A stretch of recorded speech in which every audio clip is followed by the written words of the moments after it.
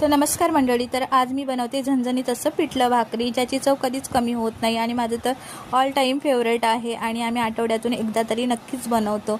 तर त्याच्यासाठी मी घेतलं 1 वाटी डाळीचं पीठ, कांदा चिरून घेतला, मिरची चिरून घेतल्या, लसूण ठेचून घेतलाय।